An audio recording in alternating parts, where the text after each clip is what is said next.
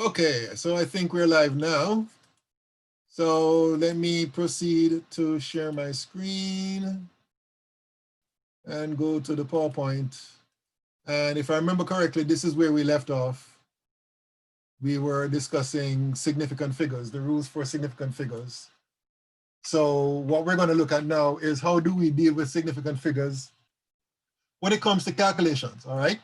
So the important overriding fact that you need to keep in mind when you're doing calculations with respect to significant figures is that a calculated quantity can be no more precise than the least precise data used in the calculation, right? So what this is saying is that if you're doing a series of calculations using measured numbers, the least precise number is what will determine ultimately the level of precision reflected in your final answer with respect to the number of significant figures, all right?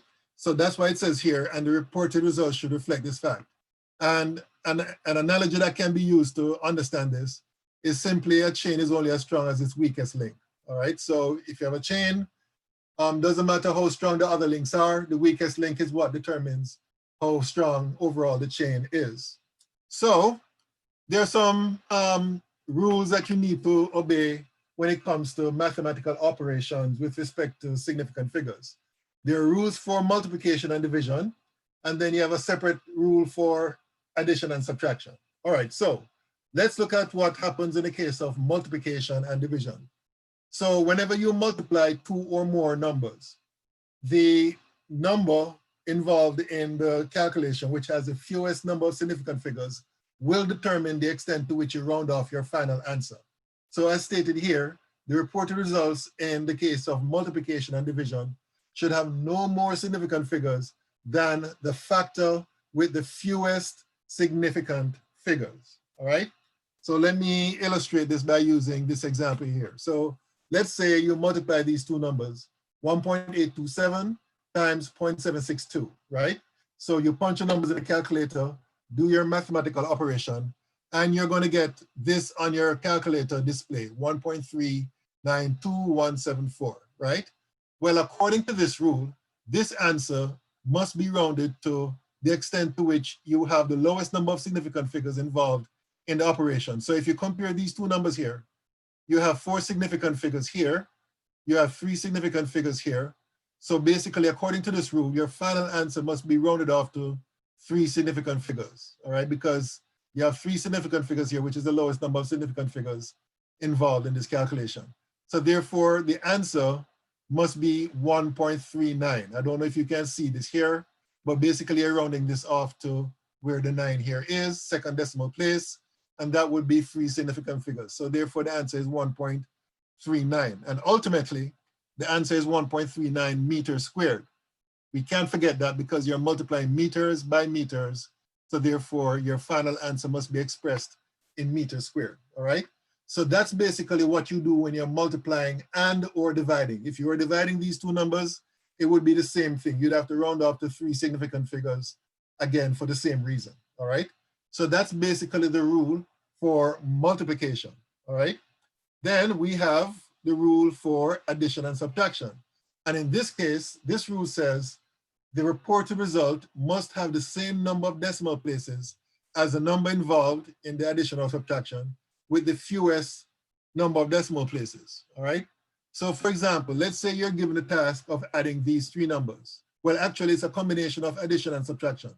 You're adding 49.146 to 72.13, and you get this number, and then you subtract from that sum 9.1434. And this is what you're going to end up with on your calculator display. Well, according to this rule, what you have to do is look at the numbers involved, and you figure out which one has the lowest number of decimal places, which would be the 72.13. It has 2 decimal places, and therefore you round off your final answer to the same extent. So therefore this answer becomes 112.13, all right? So that's basically how that is done. Yes, sir. So when you're adding and subtracting more than once, you don't calculate the significant figures at each calculation? No, you don't do that. And that's a very good question. Huh. And Okay. the reason for that, and I know it's a common thing that students tend to do. There's a reason why you don't do that, because if you do it piecemeal in that fashion, at each stage, what you're doing is introducing rounding errors. All right? And therefore, when you ultimately get to the final answer, your answer will not be as precise as it should be.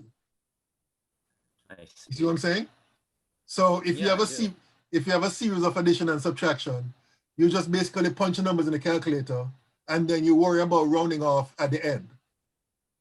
All right? Well, I mean, that simplifies things. Exactly. And you do the same thing for multiplication and division. If you have a combination of multiplication and division, you basically punch numbers in the calculator, and then you worry about rounding off after at the end. All right? Now, I'm glad you raised that question, because you can have a situation where you have a combination of, let's say, multiplication at one stage, and then let's say subtraction at another stage, right?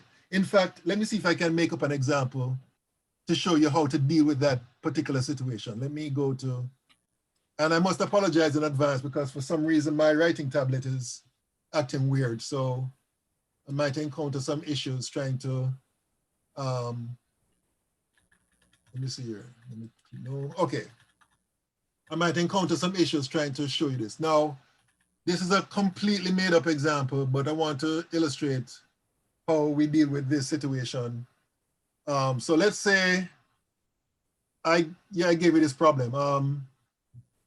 Let's say 2.50 plus 1.739, and let's say all of that I'm going to multiply by 4.75. Okay, completely made up example, right? So because the rules for addition would be different for multiplication, what you have to do in this case is that you work out what's within the parentheses first. So if you work out this part first, in fact, let me get my calculator here. So I'm going to work out what's within the parentheses. So that would be 2.50 plus 1.739. Okay, so on my calculator display, this is what I got. I got 4.239 times 4.7. Now, here's the thing. Because the rule for multiplication is different compared to subtraction, once we get this answer here from within the parentheses, we need to round this off to the lowest number of decimal places, right? Here we have, oh shoot, this thing is acting up. Here we have 2 decimal places. Here we have 3 decimal places. So in this particular case, we need to round this answer off to 2 decimal places. So the answer becomes 4.24. And then we have to multiply by 4.75 still, right? So here now, we are multiplying 2 numbers, and therefore we have to round off our final answer to the lowest number of sig figs. Here we have 3 sig figs,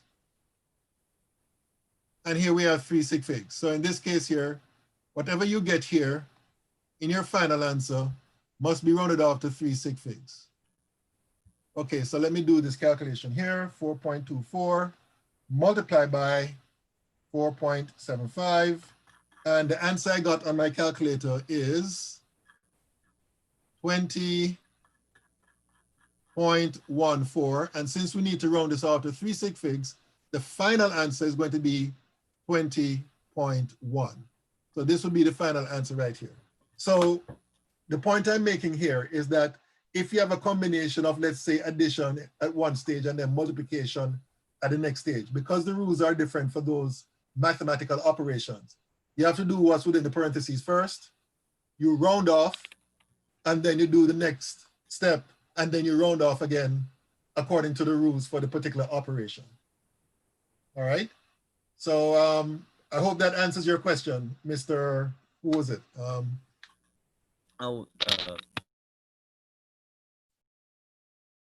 Let me see here. Still getting used to this thing. Ronald. That was me. Okay, good. All right. Yeah, Reynolds. All right. So that's how you deal with that kind of complex situation. You have to basically do it piecemeal. But as I said before, if it was a situation where it was all multiplication and division, you just punch your numbers in the calculator and round off according to the number of sig figs. If it was all addition and subtraction, you simply punch your numbers in the calculator and then round off again according to the number of figs. Well, I'm sorry, according to the number of decimal places. And then that's basically how you do that, right? So that's basically Okay, what you're that going to makes do throughout sense. this course in terms of your different mathematical operations. Okay, so let me go back to the PowerPoint. So we did that. Okay, so the next step, the next topic we're going to look at is how do we solve problems, especially when it comes to converting from one unit to the next. And again, this is something that you should have encountered in your high school or introductory chemistry. Now, key thing you need to remember is that you need to identify the relationship between the different units, right? Now, for me, I don't expect you to memorize all those relationships. Those relationships are actually provided in tables that I have posted in Canvas. I don't know if I showed you this before, but just in case I haven't, let me go to the Canvas course and show you where the tables are located. Okay, I hate when this happens. So let me close this. And then let me go to files. And let me go to tables. Okay, so where it says tables chemistry, that's where I've posted, whoops. That's where I've posted those tables. You download here.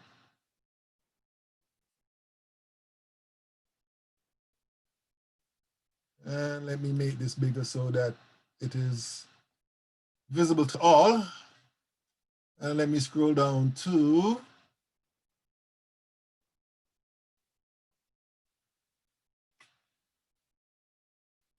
here. Okay, so this is where these relationships are. Let me blow this up a bit larger so it can be seen. So for example, right in this corner right here, we have the different relationships between different units of length.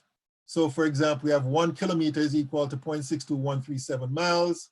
1 mile is equal to 5,280 feet, and so on and so forth. And we have corresponding relationships for energy, for pressure, we'll be using those later on, for mass, for temperature, for volume. So this is a table that you'll be referring to when it comes to doing those kind of conversions, all right? I don't expect you to memorize these. You can simply just look them up and use them, all right? So one example that is highlighted here in the PowerPoint is the relationship between the inch unit and the centimeter unit, right? And as you can see here, 1 inch is equal to 2.54 centimeters, all right? Okay, so that's basically what you'll be using in order to establish the relationships between different units. So, and this is a table here, which is, again, gives you pretty much the same relationships, but the table I provided for you is more comprehensive. So this is just a small version of that table, right? And we can express these relationships as what we call conversion factors, right? Where one value would be the numerator and the other value would be the denominator. So for example, for the relationship between the inch unit and the centimeter unit, we can represent it as either 1 inch divided by 2.54 centimeters, or 2.54 centimeters divided by 1 inch. And which one you're going to use is dependent on the type of conversion that you're trying to achieve. So if you want to convert from centimeter to inch, you would use this one here. However, if you want to convert from inch to centimeter, you would use the other one, all right? So here are 2 examples. So let's say you're given 26 inches and you're asked to convert it to centimeters. Well, it's very simple. You start off with what you're given, which would be the 26 inches, and then you ask yourself, what would be the conversion factor that you'll multiply by to convert from inches to centimeters? So what that means, therefore, is that whatever the conversion factor you're going to use, you must have the inch unit below in the denominator section and the centimeter above in the numerator section. And then you put in the values that you'll get from the tables that I talked about earlier. So up top, you're going to have the centimeter value, 2.54 centimeter. Down below, you're going to have 1 inch. And as you can see here, because of the location of this inch unit here, it will cancel out this inch unit, and the only unit remaining would be the centimeter unit. From here, all you have to do is do your number crunching on your calculator. And according to my calculations, you get an answer of 66 centimeters, which you have to, that answer you get as a result of rounding off the 2 sig figs, because you're gonna have 2 sig figs here. Now, this here is an exact relationship, all right? The relationship between the centimeter unit and the 1 inch unit is an exact relationship because it's obtained by definition. So therefore, in this particular case, this relationship here will have an infinite number of significant figures. This would have 2 significant figures. So that means that you'd have to round off your answer, your final answer to 2 significant figures, all right? Okay, so that's a relatively easy example, but here's one that's more complicated, right? Let's say you're given 1.25 feet and you're asked to convert it to millimeters. Now, the reason why this one is more complicated is because most tables that you'll be provided with will not give you a direct relationship between the feet unit and the centimeter unit, all right? However, you should know the relationship between the feet unit and the inch unit. Everybody knows that 12 inches is equal to 1 foot. And then from the table, you can go from inches to meters using this conversion factor. And then you can go from meters to millimeters. And that would be where you would start because you want to get your final answer in millimeters, all right?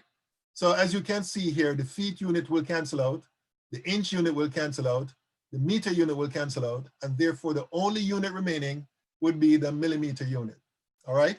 So there may be some instances where you may need a series of more than one conversion factor. And therefore you have to figure out, okay, what would be the first conversion factor, and then the next one, and then the next one. That would lead you ultimately to get your final unit. And therefore all you have to do from here is to put your numbers in the calculator and do your calculation. And of course, again, you need to round off appropriately, all right? Okay, any questions about any one of these 2 examples? Any questions? Any questions? Any questions? Okay, so let's talk about another measurement, density, which is actually a combination of 2 separate individual measurements. So as you can see here on the screen, by definition, density is the ratio of the mass of a substance to its volume, all right? And density is one of those physical constants that can be used to identify different substances. As you can see here, we can also define density as a mathematical equation. Density is equal to mass over volume. And of course, the units of density is dependent on the units that you use for mass and the units that you use for volume. Now, the more common units that are used when it comes to density measurements would be grams per cm cube, which would be the same thing as grams per mil, right? So there's no difference between these 2 because 1 centimeter cube is equal to 1 mil, right? So water, for example, can be quoted as having a density of 1.00 grams per cm cube, which is the same thing as 1.00 grams per mil. We typically use grams per mil or cm cube when it comes to expressing the density of solids and liquids. However, when it comes to gases, because gases are very, well, not as dense as solid and liquids, we have to use a larger volume unit when it comes to expressing densities. So for gases, we tend to express the density of gases as grams per liter, as opposed to grams per milliliter, all right? So those are the common units of density. There are some others as well, which we won't get into. So this table here gives you a list of different substances and their densities. And as you can see, gases have very low densities, as you can see, relatively speaking, of course.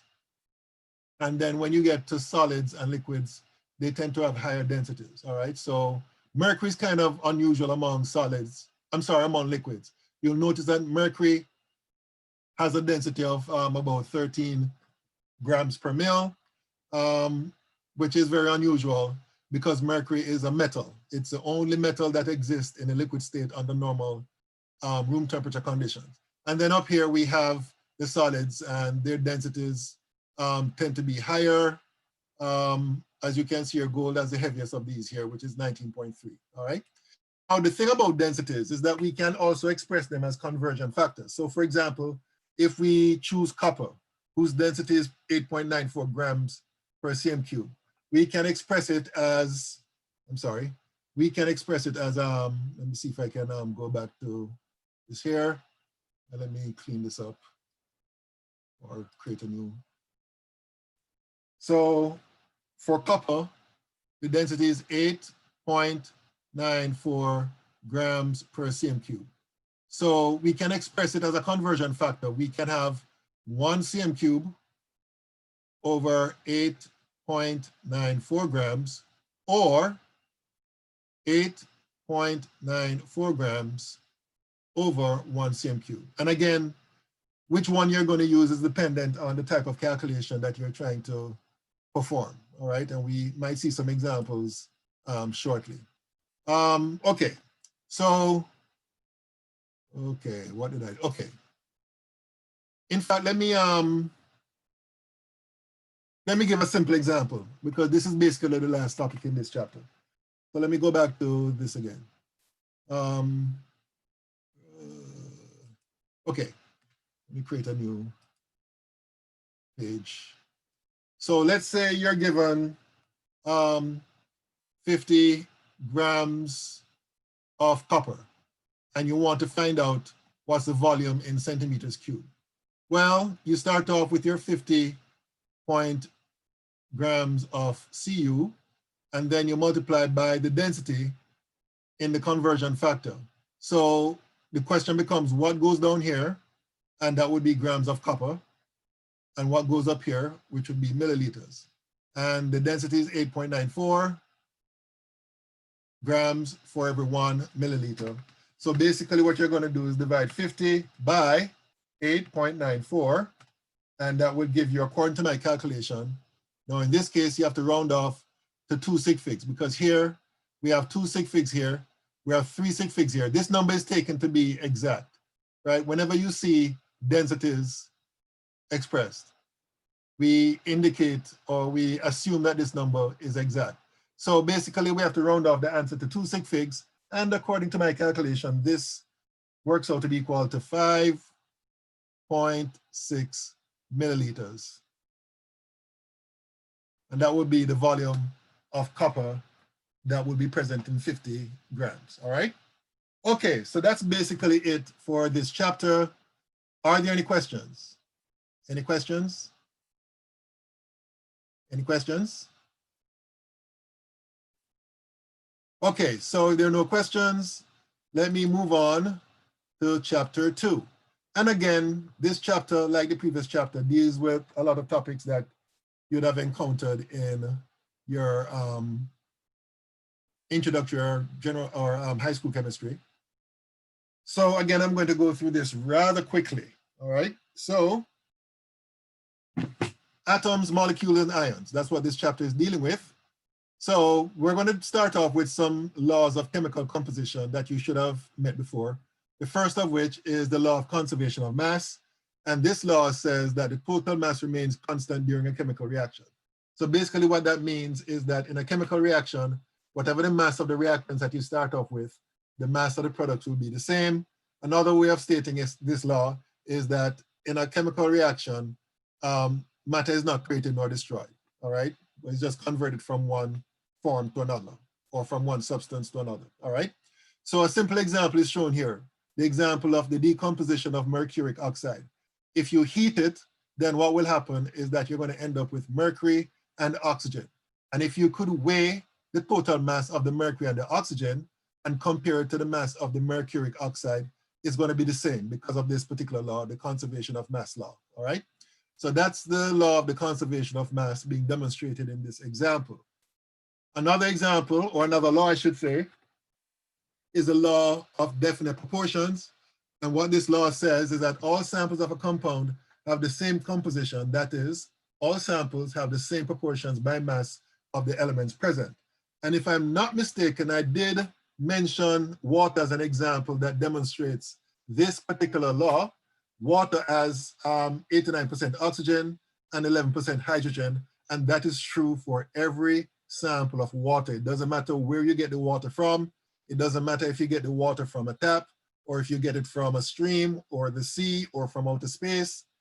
Water has 89% oxygen and 11% hydrogen, right?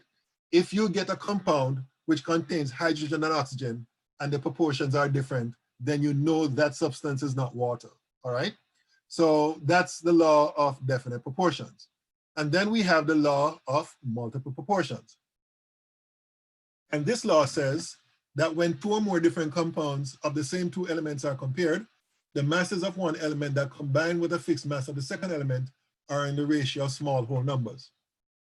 Okay, now admittedly, this is a very wordy statement. So let me try to illustrate what we're trying to say here. There are two compounds that can be formed as a result of carbon combining with oxygen. One of them is carbon monoxide. The other one is carbon dioxide, all right? Now, if you were to take the same mass of carbon to form those two compounds, 3 grams of carbon here and here, what you'll find is that in the case of the formation of carbon monoxide, it will require 4 grams of oxygen, whereas in the case of the formation of carbon dioxide, it will require 8 grams of oxygen, all right? So if you compare the ratio of oxygens for both compounds, where the mass of carbon is the same, you're going to see that it's a 2-to-1 ratio, all right? So that's basically what this law of multiple proportion is saying. It's saying that if you have two compounds formed from the same element and you hold the mass of one of them fixed, then the mass ratio of the two other compounds or the two other elements will be a ratio of small whole numbers, all right? So that's basically the law of multiple proportions. All right, then we get to the atomic theory of matter. This is a theory that was put forward by an Englishman by the name of Dalton, and he came to his conclusions based on what was known of chemical substances, how they behave, how they react, and so on, during his time, all right? So this is one of those examples of the scientific method at work where evidence was accumulated and then somebody comes up with a theory which is based on the evidence that has been accumulated up to that point in time. So what we're going to do is go through the basic assumptions of this theory, right? The first of which is that all matter is composed of extremely small, indivisible particles called atoms, all right? Now let me stick a pin here and say something about this particular assumption. We now know that this is not true. We know that atoms, they exist, but we know that they're not indivisible, right? We now know that we can actually break the atoms into smaller fragments. And if we break them into its most fundamental fragments, you'll see that atoms are made up of protons, neutrons, and electrons. We're going to talk about that later on, all right? So this is an example of what I was talking about with respect to the scientific method. Even though you might have a well-established theory that was accepted and widely accepted by scientists all over, there still exists the possibility of some aspects of the theory being not true based on subsequent experiments. And we now know that we can perform what are known as nuclear reactions, which will result in the splitting of the atoms. And for those of you who plan to do general chemistry too, you'll have the opportunity to learn about these reactions. There's an entire chapter in general chemistry too, which deals with nuclear chemistry. And this is where you're going to look into the type of reactions that the nucleus will undergo, where you actually have the changing from one element to the next, all right? But unfortunately, we won't be able to get into that in this chapter. Okay, so let us look at some other assumptions of this theory. All atoms of a given element are alike in mass and other properties, but atoms from one element differ from atoms from every other element, all right? So that's another statement, which is true. We now know that to be true. There's no controversy about that. The next assumption is that compounds are formed when atoms of different elements unite in fixed proportions. A chemical reaction involves rearrangement of atoms. No atoms are created, destroyed, or broken apart in a chemical reaction. And please note it says a chemical reaction, right? Because we now know that atoms can be broken apart in a nuclear reaction. So we're specifically focused on chemical reactions in this discussion, all right? Okay, so that's basically it as far as the atomic theory is concerned. And then to demonstrate this theory, let's look at this example right here. So we're looking at the reaction between hydrogen fluoride, between hydrogen and fluorine to form hydrogen fluoride. Now, if I could write the equation, let me see if I can, no, I can't do that here. So let me do this here. The equation for the reaction is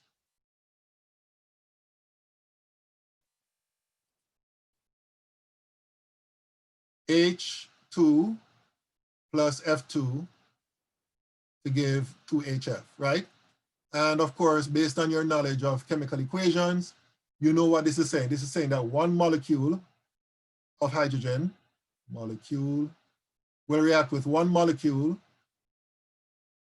of fluorine to form 2 molecules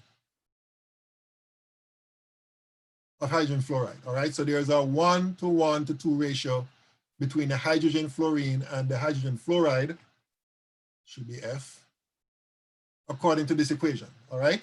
Now with that in mind, let's go back to the PowerPoint here. So with that in mind, let's look at what we have here. We have a situation where we have 2 hydrogen molecules and we have 3 fluorine molecules, right? Each molecule is diatomic.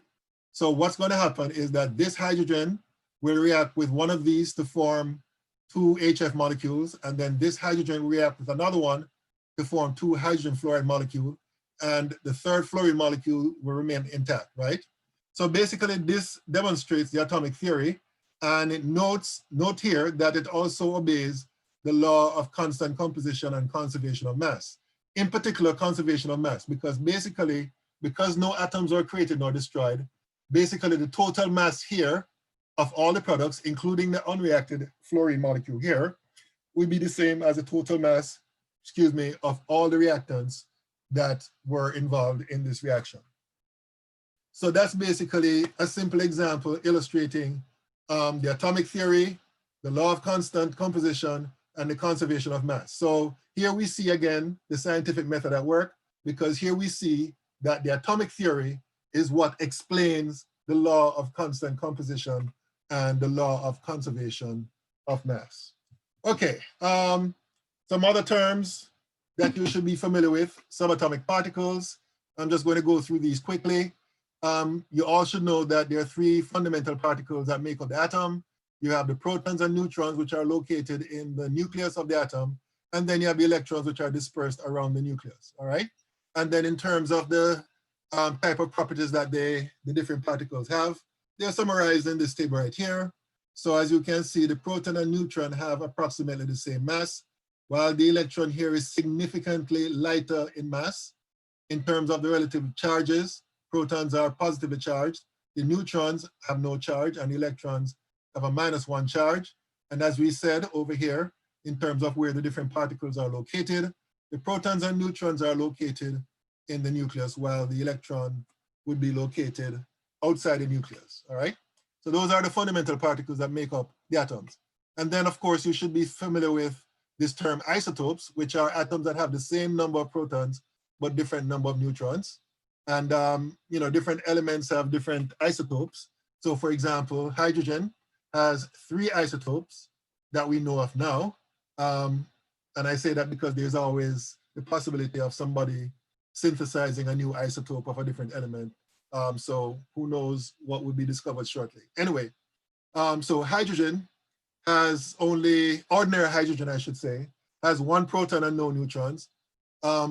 Another isotope of hydrogen known as deuterium has 1 proton and 1 neutron. And then a third isotope, tritium, has 1 proton and 2 neutrons, all right? In all these cases, the atomic numbers are the same. So they're all the same elements, but they're different by virtue of the fact that they have different number of neutrons, all right? So another definition here, atomic number, right? Atomic number is simply the number of protons. And of course, you should know by now that each element has its own unique atomic number. So basically, you can use the atomic number to identify the element, right? So hydrogen, for example, is the only element that has an atomic number 1. Sodium is the only element that has the atomic number 11. Calcium is the only element that has the atomic number 20, and so on and so forth. So we can use the atomic number to identify the element. Some other examples of isotopes here. So carbon has at least 3 isotopes, carbon 12, 13, and 14. And we can indicate the mass number by simply putting the number beside the name of the element. This is one way of expressing it.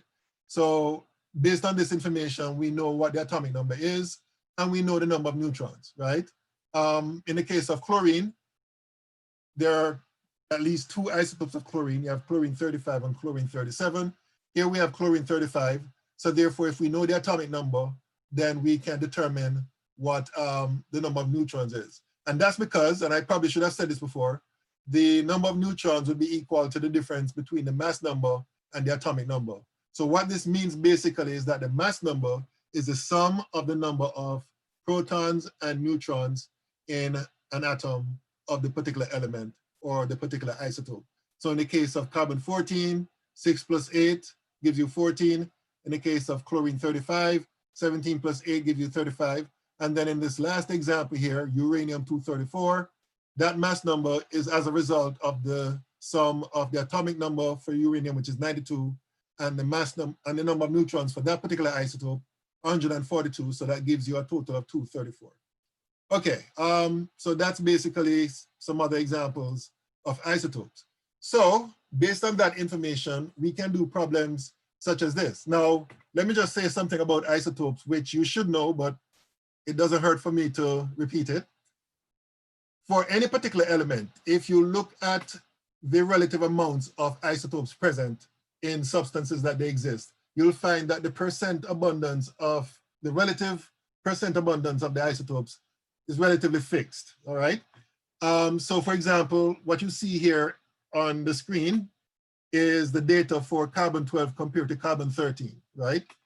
What you'll find is that any substance that contains carbon, 98.892% of it would be carbon 12 and 1.108% would be carbon 13, all right?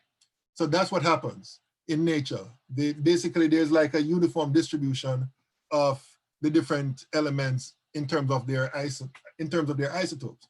So what we are going to do here is calculate what is known as the weighted average atomic mass, right? Now, how are we going to do that? Okay, I need to make some space here. So let me go here. Let me do this. Okay.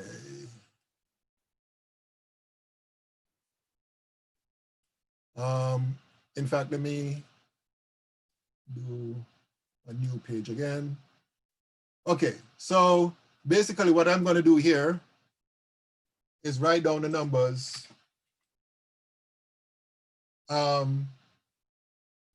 for the data for the different isotopes. All right, so here I'm going to do carbon 12. So what I'm going to do is take the atomic mass. Now, according to the question, the atomic mass of carbon 12 is 12.00, how many zeros? It looks like 5 zeros, 00 AMU. And I'm going to multiply that by its percent abundance expressed as a decimal. So that would be 0.98892. And I'm going to work that out on my calculator. So that would be 12 times 0.98892. And according to my calculation, this works out to be 11.87. So here I'm going to write 11.87. Oh, I need one more digit. 867. So this should be 67 AMU. All right. So that's a calculation for the amount, the mass contributed by carbon 12. And then I'm going to do the same thing for carbon 13. Now, according to the question, the mass of carbon 13 will be 13.00335 AMU multiplied by 0.1108. So I'm going to do that on my calculator. So that's 13.00335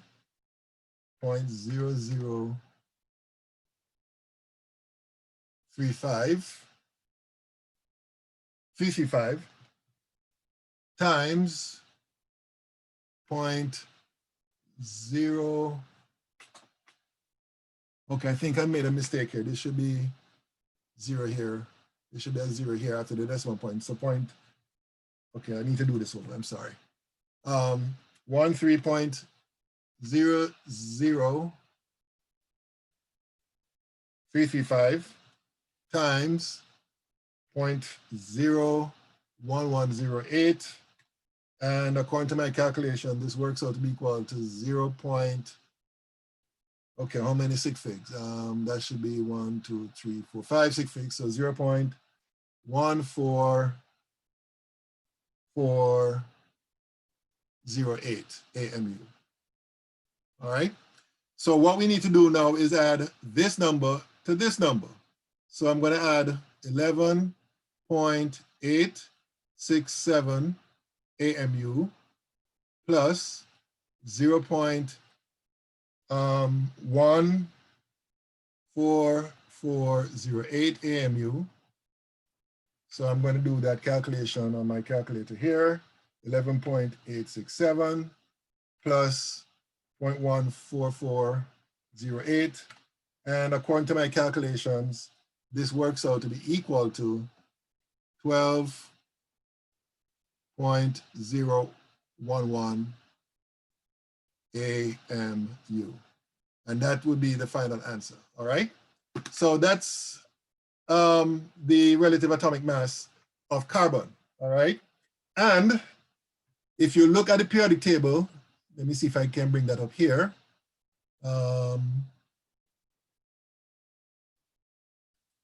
If you look at the periodic table, okay, let me see here.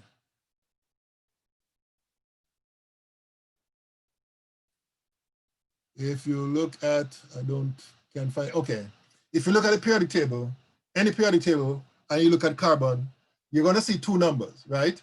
One of them would be the the atomic number, which we defined earlier. It's a number of protons in the nucleus of the atom. And then the other number is going to be the atomic mass, right? And if you look for carbon, you're gonna see 12.011 AMU for the atomic mass, right? So this is basically how we get the atomic masses for all the elements in the periodic table. Basically, you take into account two things. You take into account the atomic mass of the particular isotope, and you take into account the relative abundance of that isotope in each case. And once you multiply the atomic mass by the relative abundance and you add them up, in each case, you get the relative atomic mass, or more accurately called the weighted average atomic mass of these elements, right? So that's basically how we get these numbers, all right? Now, another thing I want to say here, let me see what the next slide is saying.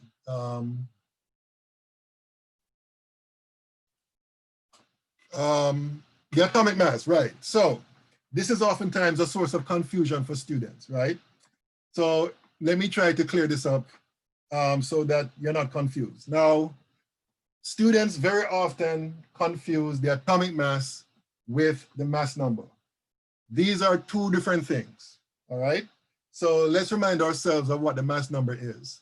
The mass number is the sum of the particles, the mass of the particles, or the number of particles in the nucleus, namely the protons and the neutrons, right? That is what the mass number is. The atomic mass is what we just calculated in the case of carbon. And the definition is given right here. It is the weighted average of the masses of the naturally occurring isotopes of that element, all right? So just as we did the calculation for carbon in the previous example, you can do a similar calculation for all the elements, taking into account the masses of their isotopes and the relative abundance of the respective isotopes, right? What that weighted average is called the atomic mass, all right? So please make sure that you understand the distinction between the two. The atomic mass is the weighted average mass of the isotopes of the particular element. and the mass number is the sum of the number of protons and neutrons, all right? Another thing I need to remind you of is the atomic mass unit. The definition is given here. The atomic mass unit is defined as exactly 1/12 the mass of a carbon-12 atom, all right? And based on that unit, there's a relationship that has been established between the atomic mass unit and the gram unit. So one atomic mass unit is equal to 1.66 times 10 to the minus 24 grams, all right? So that's basically the atomic mass unit. So all those numbers that you see for the atomic mass for the different elements, when expressed in atomic mass units, that would be the mass of one atom of that element, right? So for example, the weighted average mass of one atom of carbon-12 would be 12.011 AMU. Okay, any questions so far? Any questions? Any questions?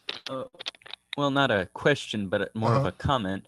I Mhm. always, when I saw the atomic mass of hydrogen, and Mhm. you know, it's 1.0008, Right. and I thought that was because of the electron, but now I see No, that well, must, in part, you're partially right. In part, it's due to the electrons, but remember, the it's electrons more is the, very, very light compared to the other yeah, particles. I was So kind of most, surprised that it would weigh that much. yeah, exactly. So the mass of the atom is mostly due to the protons and neutrons, by far, right? Okay. And of course, you have to take into account the isotopes. So in the case of hydrogen, you have 3 isotopes, right? So you have to take that into account to get the weighted average atomic mass. So that 1.008 that you see in the periodic table, that takes into account the 3 isotopes of hydrogen. I see. Yeah, that makes sense now. I didn't know that. Yeah, exactly. And it's like I said, they're sad to say, there are some high school teachers that don't even, either don't know it or ignore it or whatever. And that's a reason why there's always a confusion among students about the difference between the mass number and the atomic mass, right? The atomic mass is the number that you just said. For hydrogen, it's 1.008, right? The mass number would be the sum of the protons and neutrons, which would be different for each isotope, right? So, for example, in the case of the hydrogen isotope, the mass number for one isotope would be 1. The mass number for another isotope would be 2. The mass number for the third isotope would be 3. You see what I'm saying? Because by definition, the mass number is the sum of the number of protons and neutrons. But the atomic mass will be 1.008 AMU. So it's very important that students know the difference between the two. Okay, a quick word about the periodic table, because later on we're going to get into the periodic table in more detail. So we're all familiar with the periodic table, right? It's a listing of all the known elements, and they're arranged in groups and columns and so on for a particular reason. Now, the man whose picture that you see on the screen, he's the one that is credited with coming up with the first version of the periodic table, right? He's a Russian scientist by the name of Mendeleev. I think if I remember correctly, he lived in the 1800s. I could be wrong. I'm not good at remembering dates. That's why I was never a history major. So anyway, one story I read was that he was writing a textbook about the known elements at that time. And in the process of writing the textbook, he noticed that if you arrange the elements in order of their increasing atomic masses, after so many elements, the properties start repeating themselves, right? So he kind of shelved the plan of writing a textbook. And, from what I've read, he likes to solve problems or solve puzzles. So he started arranging a table, listing all the elements in order of increasing atomic masses. And then when he noticed that the repeating process occurs in terms of properties, he started putting elements having similar properties in the same groups and so on, right? And he came up with a version of the periodic table. Now, one interesting thing about his version of the periodic table was that in his version, there were gaps which represented elements that were not yet discovered at that time. All right. Oh And yeah, then, I thought what's that? that was so it was so badass because everybody said that. Well, what did you leave the gaps in for? Exactly. But, that's for the and elements you haven't discovered yet. exactly. And he predicted to a high degree of certainty, right, the properties of those elements that were not discovered yet, just based on the trends in the table that he had so far, right? There was one particular striking example. I wish I had the data with me right now. There was one particular striking example of germanium, which was not known during his time. I think it was discovered like 20 years after he came up with his version of the periodic table. And when you look at what he predicted and what ultimately were the discovered properties of germanium, I mean, it's uncanny, very close, all right? And he basically made that prediction only on the trends, right? Because back then, nobody knew anything about the structure of the atom. You know, nobody knew about the electrons or protons and how they're arranged in the atom and so on, which is ultimately what explains how the elements are arranged in the periodic table, all right? So, you know, we have to give credit where credit is due. Mendeleev, you know, his discovery was a very big giant step in terms of organizing the elements and furthering our understanding of how the elements obtain their properties. Later on, of course, he died before the electron was discovered. Other persons made other discoveries which helped to explain basically how the elements are arranged in the periodic table. Okay, and that's basically it. As far, well, let me just show you this. So we all know what the periodic table looks like. This is what it is. And there are different ways of categorizing the elements. You have the metals, which tend to be to the left. You have the non-metals, which tend to be the right. And then you have a minority group of elements known as metalloids, which tend to straddle the border between the two. And then you have groups which are numbered 1A, 2A, all the way to 8A. And then you have the transition elements, which are down here. And then you have the inner transition elements, which are located here. I won't go into much detail about the arrangements and so on, because we're going to get into that later on, I think in chapter 8, if I'm not mistaken. Excuse me. Okay, so that's pretty much, so those are the metals being indicated here. These are the non-metals on the right. And then we have the metalloids such as silicon and antimony and tellurium and astatine, germanium.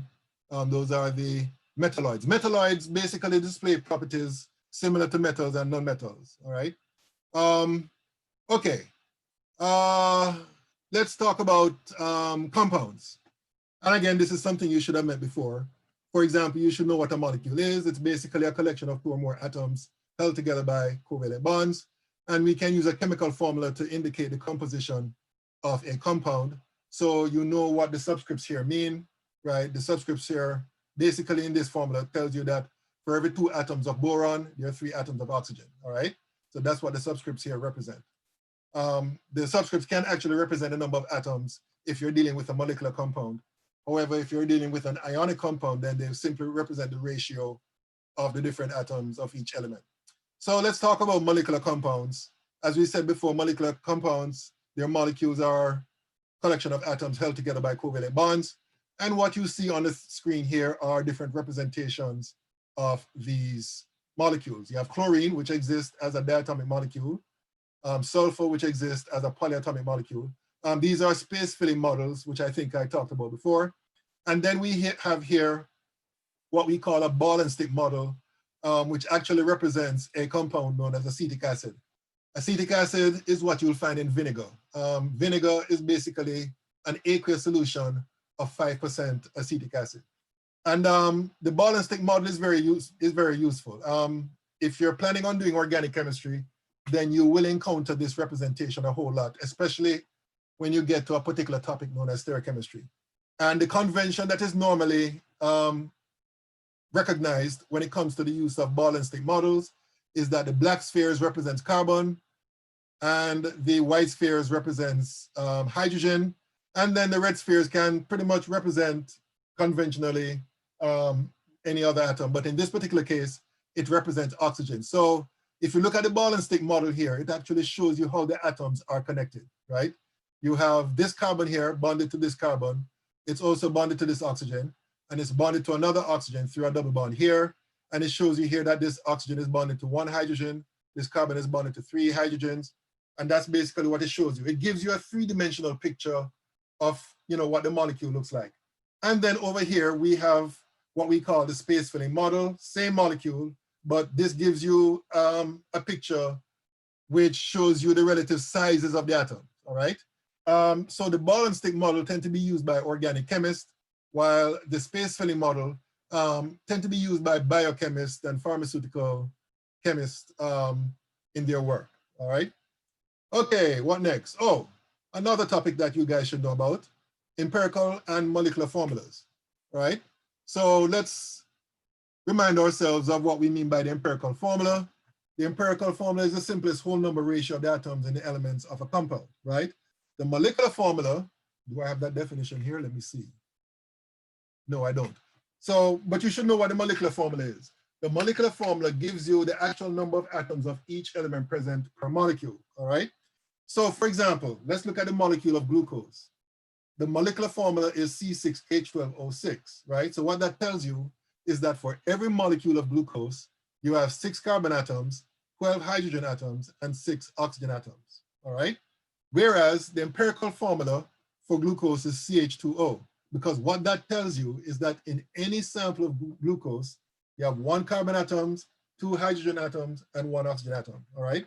So that's basically the difference between molecular formula and empirical formula.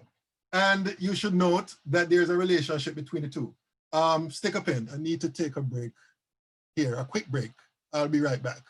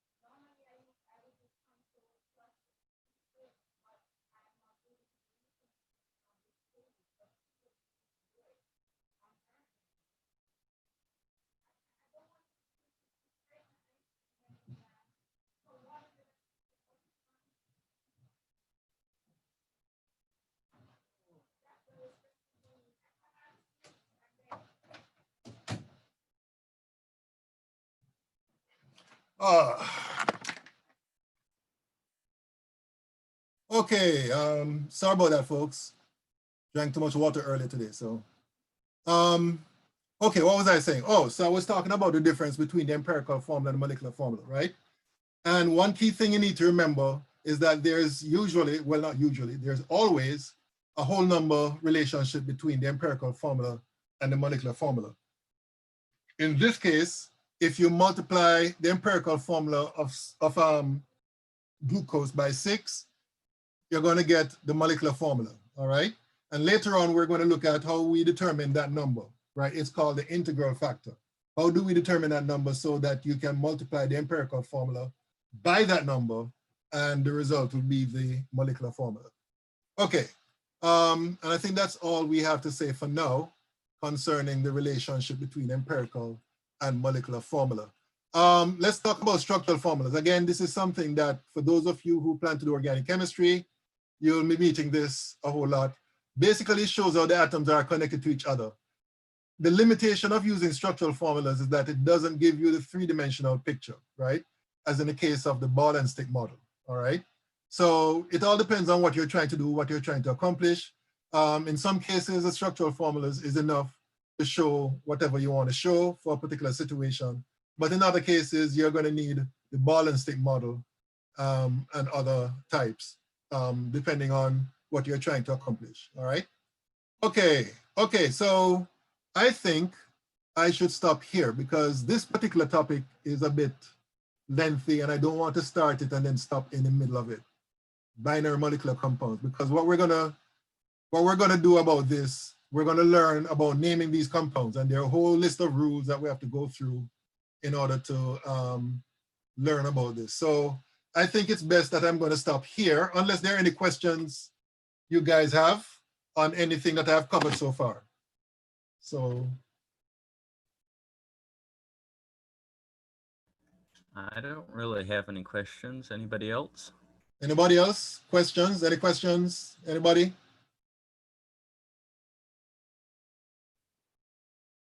Okay, I'm going to stop here for now. I think, did I post one assignment already in Canvas?